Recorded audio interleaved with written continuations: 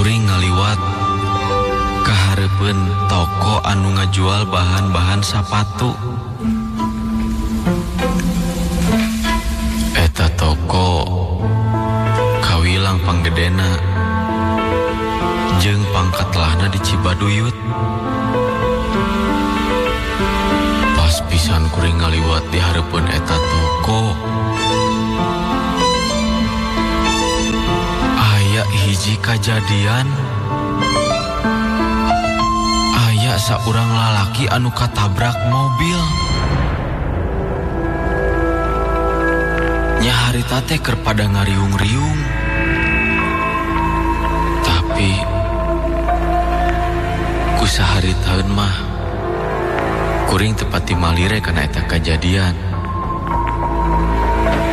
Nya kuring terus indit nuluykeun niatan nyaeta rek ngadon ka pom rek ngeusi bensin. Basa kuring balik ngeusi bensin ti pom. Di tempat kejadian anu katabrak teh masih keneh loba jalma anu keur ngariung. Nyaeta ngariung-riung anu cilaka. Di tempat kejadian kuring ningali aya mobil travel anu parkir. Nya kuring ngarasa kuring boga tatangga anu ngadon digawe jadi supir di eta travel. Ningali kitu mah kuring jadi penasaran. Harita keneh kuring langsung markirkeun motor. Anu maksud rek ningali kapal bajalma anu keur ngariung-riung anu cilaka.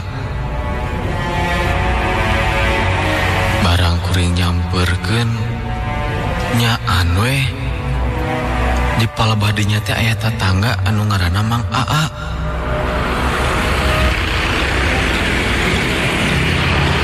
Geningan aya Mang Aa. Si Ujang, mereka mana tuh Jang? Iya Ujang teh tos ngisi bensin motor. Nah hanya aya ningali nu ruang riung. Si Horeng teh aya nu cilaka geningannya. Kela Mang, saha tah nu kacilakaan teh? Eta budak nu digawe di dieu cilaka katabrak. Tah Mang dipentaan tulung keur nganterkeun layonna. Wah kuat kaki itu nyamangnya.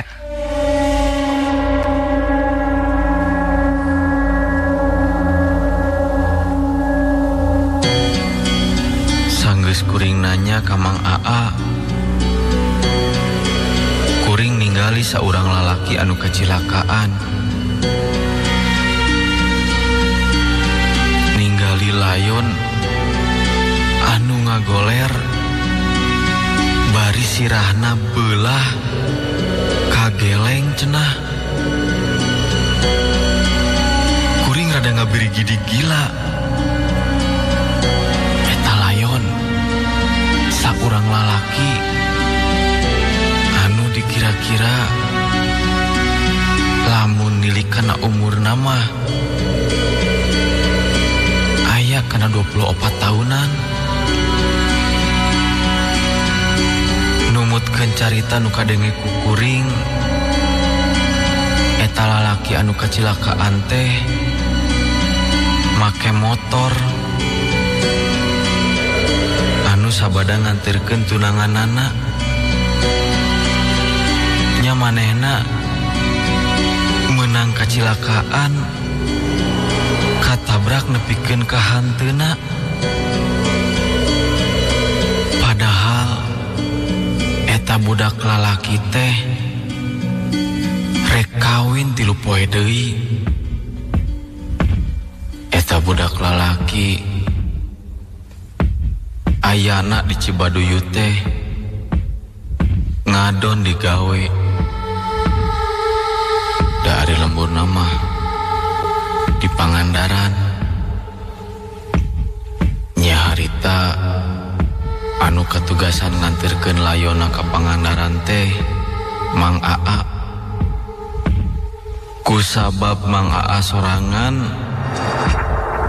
Nya indit ka Pangandaran teh minta dibaturan ku kuring. Atuh ningali kitu mah kuring oge teu mumpang diajak kitu ku Mang Aa teh. Harita kuring ngilu maturan Mang Aa ka Pangandaran. Arindit di Cibaduyu teh jam 1 berang. Nya anu milu ngantirkeun sajabana ti kuring teh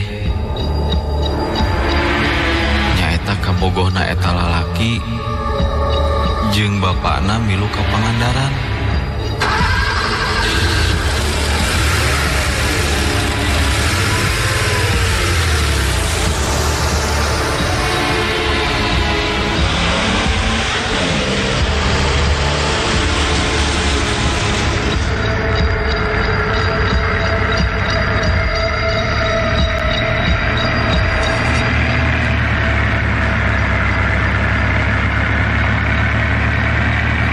Mobil tepi ke daerah Banjar kira-kira jam 5:30. Mang Aa ngajak heula reureuh di warung sangu anu deukeut salah sahiji masjid nu aya di eta tempat. Sabab Mang Aa raraban ti isu-isu. Nya bisi jadi mamala. Nya nu sejenna oge ngijinan. Malah keur kuring mah kuring ngarasa atoh. Sabab ya memang kuring karasa lapar deh. Singkat carita, kuring opatan arasup ke warung sangu. Saberes nadalahar, kuring jeung nu sejenna muru heula ka masjid anu maksud rek salat maghrib.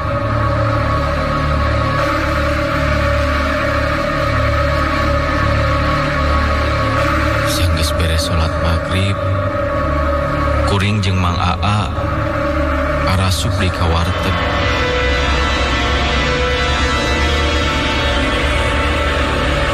Maksud rek ngadon mayar. Basa Mang Aa rek mayar aya keanehan. Sabab jelas anu ngadon dalahar di warteg teh ngan ukur opatan, tapi tempo mayar tukang warung ngitungna 5-an. Atuh kuring Mang Aa oge nu sejenna jadi rada heran.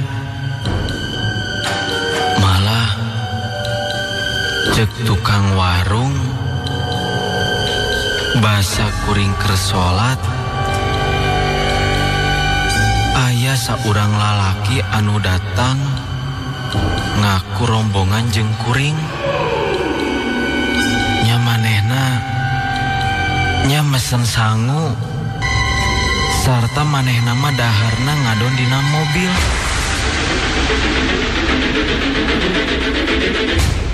Ngadenge katerangan ti tukang warung sarupa kitu mah, Mang Aa jeung kuring langsung muru kana mobil.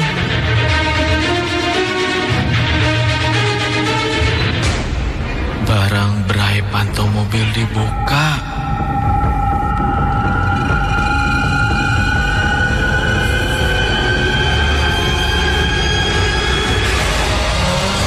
kacida kuring jeung Mang Aa ruas. Sabab digigireun layon anu rek dijajab ka imah kolotna. Aya piring jeung gelas urut dahar.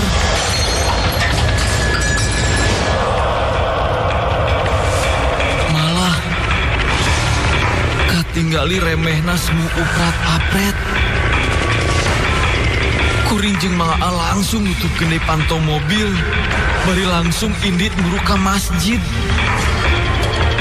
Mang Aa minta tulung ka salah seorang ustad nu aya di eta masjid.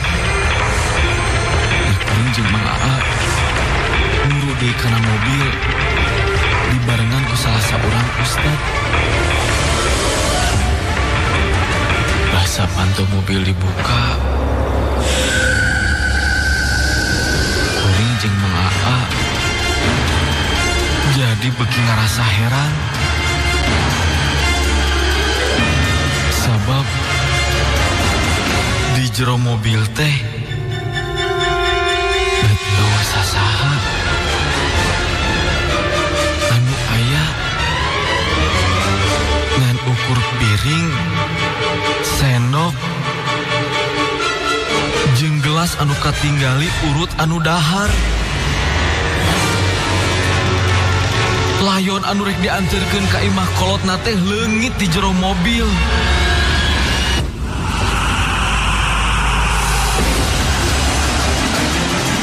Sanggeus kajadiana sarupa kitu, ustad anu dipentaan tulung oge gernyeman ngadoa.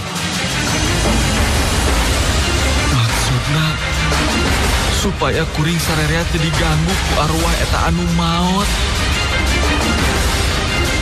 Basta ustad geus balik deui ka masjid. Kabogona eta lalaki anu geus jadi layon. Teh kungsi lila HP-na disada.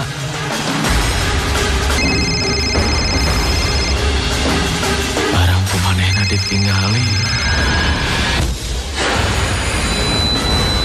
Nah geningan anu nelepon teh nomor telepon kabogona anu geus maot teh. Sampai meh eta telepon diangkat, kuring opatan ngan ukur cing rareret. Ya sanggeus kitu mah kakarek kita telepon teh diangkat. Barang diangkat kamarana deui atuh can dalahar can ngarinom ujug-ujug baralik deui. Nah ka dieu teh ngan ukur rek nganterkeun mayit wungkul. Jelas kadengena cenah eta sora nu nyarita dina telepon teh sora kabogohna eta awewe. Sanggeus kitu mah kuring jeung Mang Aa jeung kolotna oge kabogohna eta layon anu geus leungit arasup deui kana jero mobil. Bari jeung dibarengan ku rasa kasieun.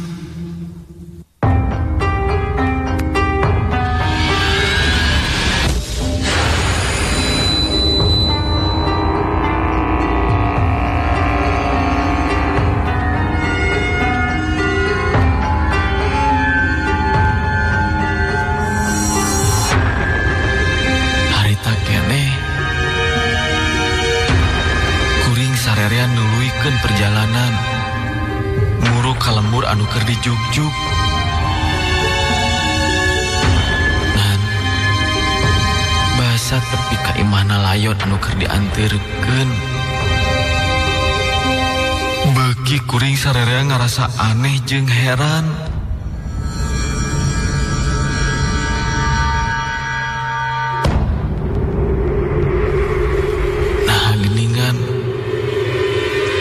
Layon teh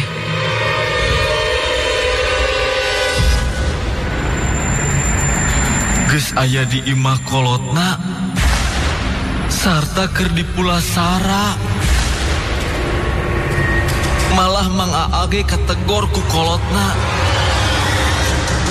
Cenah tadi manehna geus datang ka dinya nganterkeun layon. Dan hari tamah Mang Aa teu bisa dicandet. Malahan Mang Aa teu ngomong sakecap-kecap acan sanggeus layonna aya di imah. Ceuk kulawargana eta Mang Aa teh langsung balik deui bari mawa mobil. Kuring jeung nu sejena jadi beuki heran. Nah saha atuh anu nganterkeun layon?